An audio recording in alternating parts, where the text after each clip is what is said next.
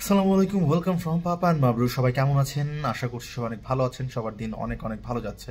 So আমি অল্প কিছু কথা বলবো, সেটা হচ্ছে গতকাল রাতে বাংলাদেশ বনাম ওয়েস্ট ইন্ডিজের ম্যাচটা ছিল। ওই ম্যাচে বাংলাদেশ ওয়েস্ট ইন্ডিজের কাছে হেরে গেছে।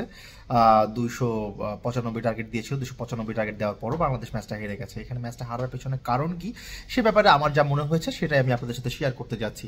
সো দেখেন, এক্ষেত্রে আমি বলবো টিম সিলেকশনের ব্যাপারে একটু ঝামেলা মনে হয়েছে আমার, একটু ঝামেলা মনে হয়েছে। সেটা হচ্ছে যে লাস্ট সিরিজেও নাসুম আহমেদ দুর্দান্ত ব্যাটিং বোলিং দুইটাই করেছে, তার দারুণ একটা কামব্যাক ছিল লাস্ট সিরিজে। নির্বাচক বা সিলেক্টার্সরা অ্যাকচুয়ালি কি মনে করে নাসুমকে ড্রপ করেছে সেটা আমি জানি না।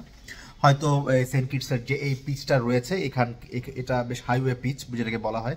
এখানে যারা আগে টস জিতে ব্যাটিং করেছে বা যারা আগে ব্যাট করেছে ম্যাচে ম্যাক্সিমাম দলই হেরেছে, চেজে এখানে বেশ ভালো সাকসেসফুল হয়েছে।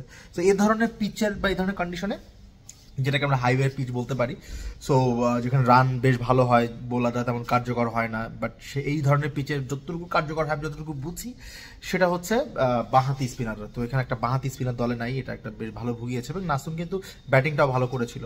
আর রিসেন্টলি আমরা যদি একটা স্টেট দেখি, সেটা হচ্ছে রিশাদ হোসেন কিন্তু রিসেন্টলি বেশ এক্সপেন্সিভ, অতটা কার্যকরী হচ্ছে না ওয়ান ডে বা কিংবা আদার্স ভার্সনে টি-20-র তুলনায়। টি-20 সে একটু কার্যকরী হচ্ছে, উইকেট টেকিং বোলার বা ব্রেক থ্রু দেওয়া বোলার হচ্ছে। ধরেন একটা স্পিনারের কাছে আপনার এক্সপেকটেশন থাকবে সে বিলো 5 রানের নিচে ইকোনমিতে সে বল করবে। তো ওই কাজটা হয়তো নাসুম করে দিতে পারতেন, সেটা রিশাদ পারেননি। রিশাদ 6-এর কাছাকাছি রান দিয়েছেন, 9 ওভার প্রবাবলি 49 দিয়েছেন। তেমন থ্রেড বোলার হিসেবেও পরিণত হতে পারেননি। আর রাদারফোর্ড বেশ দারুণ একটা ইনিংস খেলেছে, তো এখানে রাদারফোর্ডকে ক্রেডিট দিতে হবে। হয়তো নাসুম থাকলে খেলাটা ক্লোজ হতো আমার মনে হয়, কজ একটা বাঁহাতি স্পিনার খুবই ভাইটাল যে কোনো ইন্টারন্যাশনাল ক্রিকেট ম্যাচের জন্য, যেখানে আমরা ফেইলিয়ার হয়েছি। আর এটা একটা জিনিস মনে হয়েছে। আরেকটা জিনিস মনে হয়েছে যে মেহেদী মিরাজের স্লো ব্যাটিং। হ্যাঁ, 4 নম্বরে এসে উনি রান করেছে, আর রিসেন্ট পাস্টে আমরা দেখেছি যে বাংলাদেশ ওই মোমেন্টে তেমন মোমেন্টাম ক্যারি করতে পারে না। তো হয়তো মিরাজ ওই প্ল্যান থেকে মিরাজ আগে এসছে, তারপর মিরাজকে অত কিছু বলাও যাবে না। ঠিক আছে, আমি ঠিকঠাক মানে ওকে ইনিংস বলা যায়, মানে খুব আহামরি যে ট্রিমেন্ডাস ইনিংস ওইটা আমি বলতে পারবো না।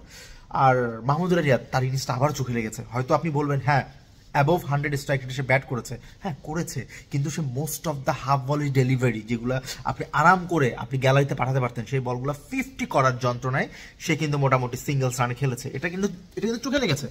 আর জাকির হোসেনের ব্যাটিংয়ে কিন্তু বেশ বড় একটা লুপ হোল, সেটা হচ্ছে জাকির হোসেন কিন্তু অফসাইডের চরম দুর্বল। বোলাররা যখন বুঝতে পেরে গেছে যে জাকির হোসেন অফ স্ট্যাম্পের বাইরের বলগুলো খেলতে পারেন না, ওগুলো হেঁটে হেঁটে সে হোয়াইট বলটাও রাইট করে ফেলছে বা সে ডট করে ফেলছে, তো ওটাও কিন্তু বাংলাদেশে ভুগিয়েছে। আদারওয়াইজ বাংলাদেশ কিন্তু 320 রান হওয়াটা কিন্তু তেমন মানে কঠিন কোনো কাজ ছিল না।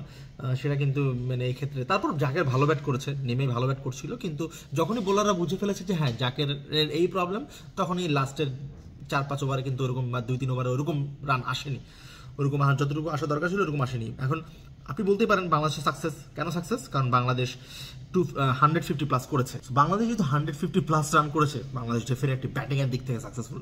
কি বলেন আপনারা? আপনাদেরও হয়তো সেটাই মনে হচ্ছে, কিন্তু আপনাকে ইন্টারন্যাশনাল ক্রিকেটে বা এখনকার ক্রিকেট যদি ফলো করে থাকেন, আপনাকে বুঝতে হবে যে হাইওয়ে পিচে বা এখনকার ইন্টারন্যাশনাল ক্রিকেট কত ফাস্ট হয়েছে। যদি প্রভিডেন্সে খেলা হতো বা আদার্স কোনো গ্রাউন্ডে খেলা হতো, যেমন টি-20 সিরিজটা যে মাঠে হবে, ওই মাঠে কিন্তু রান করা বেশ কঠিন। তো ওই রকম মাঠে যদি ওয়ান ডেটা হতো, তাহলে কিন্তু ডিফারেন্ট কোনো রেজাল্ট মানে ডিফারেন্ট কোনো স্কোর হয়তো হতো। এক্ষেত্রে আরেকটা ব্যাপার বলা বাহুল্য, সেটা হচ্ছে শরীফুল ইসলামের ইনক্লুশন। রিসেন্টলি দেখা যাচ্ছে যে শরীফুল ইসলামকে বাংলাদেশ কেমন যেন একটা অ্যাভয়েড করছে। আপনি দেখবেন most of the time Shariful ইসলামকে কিন্তু মানে সিস্টেমেটিক্যালি ডাগ আউটে বসিয়ে রাখা হচ্ছে। আমি জানি না কি জন্য, যদি তার ইনজুরি কোনো প্রবলেম থাকে তাহলে তো তাকে ক্যারি করারই দরকার নাই। তো শরীফুল ইসলামের ইনক্লুশনটাও না থাকাটাও একটা ব্যাপার। তো যাই হোক, এই হচ্ছে মানে লাস্ট নাইটের যে ম্যাচটা, সেই ম্যাচ নিয়ে আমার কিছু ওপিনিয়ন ছিল। হয়তো এইসব ইস্যুসগুলোই হয়তো কাজ করেছে ম্যাচের ক্ষেত্রে। দেখা যাক সেকেন্ড টি-20তে বাংলাদেশ বাউন্স ব্যাক করতে পারে কিনা, সেটা দেখার জন্যই আমরা ওয়েট করছি। ততক্ষণ পর্যন্ত সবাই ভালো থাকবেন, সুস্থ থাকবেন। আল্লাহ হাফেজ।